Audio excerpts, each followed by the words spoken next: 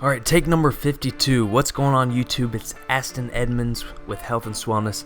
I've got kind of an interesting topic to discuss with you all today, but really quickly, what you're watching in the background is my second push day back from my back injury. And so what's going on is I'm shooting for, hypertrophy, reps 8 to 12, and I'm really focusing on cutting down my rest time to 1.5 minutes because sometimes, I get caught up in talking to other people in the gym, and I end up resting, 2 to 5 minutes on hypertrophy work. But what I actually want to talk about today isn't really discussed that often, and it has to do with rep tempo.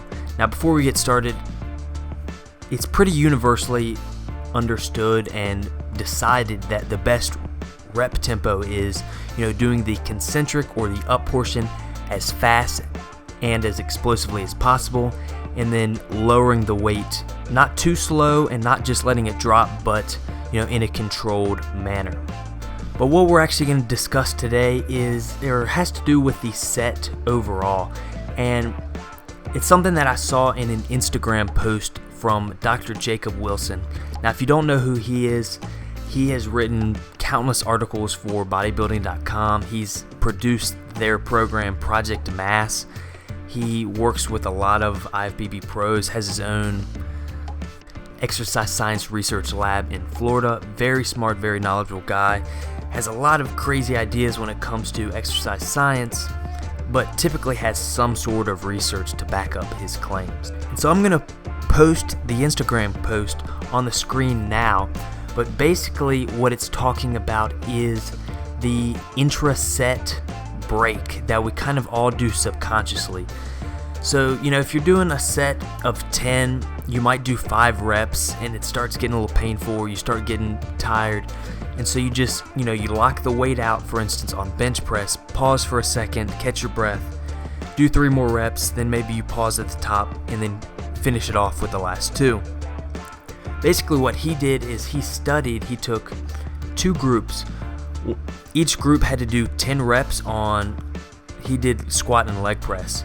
So we'll just use squat for the example. Each group had to do 10 reps on squat. One group did all 10 reps without fully locking out. And then the other group did 5 reps, kind of paused at the top, caught their breath, and then finished out the last 5. And what he found was the group that did not take this intra-set pause actually recruited more muscle fibers. Now, it was an Instagram post, so it didn't go into a ton of detail as far as the mechanisms in which maybe caused this.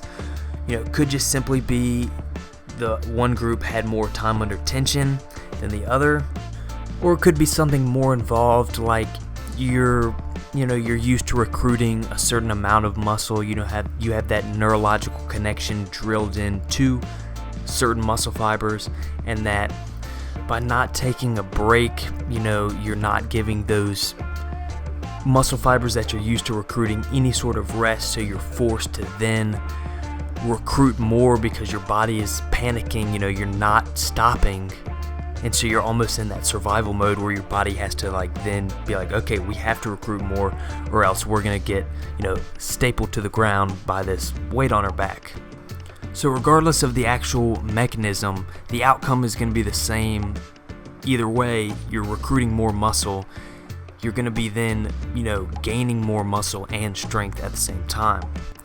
The one thing I'm wondering though, because it's not discussed in the Instagram post, was, what would the difference be? Because both groups were performing 10 reps.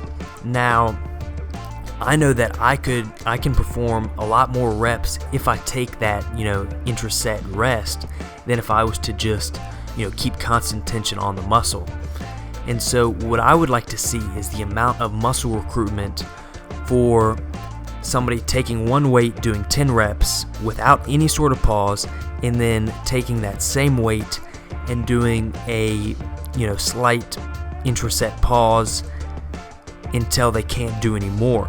Because I know, for instance, I might be able to get 15 reps if I take an intraset, slight rest, than if I was to keep constant tension and only get 10 reps. So I'm wondering if the muscle recruitment would be the same or would it be greater? This isn't discussed at all, so I'm kind of wondering which one would be a better approach.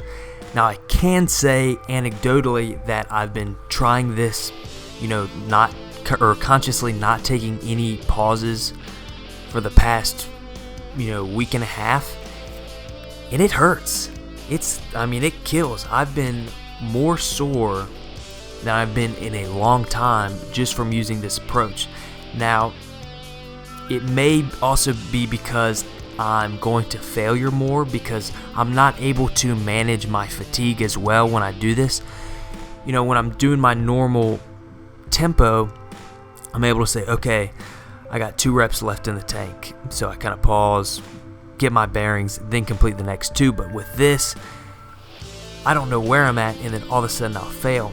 And so that brings me to another point. The practical application with this can be risky, especially on certain exercises, because it is so hard to gauge where your fatigue is at. So on bench press, it probably will not be a good idea because, the risk is high. If you fail, you drop the bar on your chest, rolls up on your throat, and you die.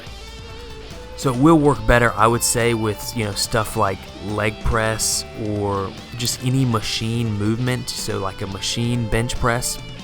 So for the people watching that are powerlifters, I would stick to your normal rhythm or whatever your tempo for lifting for your primary lifts. Just, do what you need to do to complete the given or the prescribed reps and sets for the day. That's ultimately, I think, going to lead to more strength. But then maybe on your accessory movements, one that you're doing specifically for hypertrophy, maybe give this technique a try.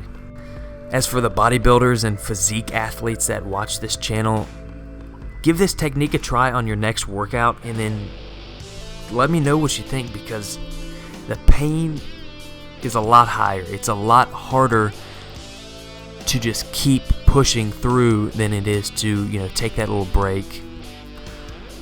So the moral of the story, kids, is push through the pain to get the maximum gain.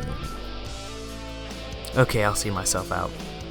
But anyways, if you guys enjoyed this video, give it a thumbs up. If you found it interesting at all, thumbs up. That would be great. I really appreciate that. Also, I really like comments. This is definitely an open discussion because there is no, solid answer. There's not that many studies, going over this. I would kind of like to hear you all's opinion in the comments section. Now, if you're not subscribed, I honestly don't know what you're doing with your life, so go ahead and hit that subscribe button. We can sort you out. But in the meantime, thanks for watching and have a great day.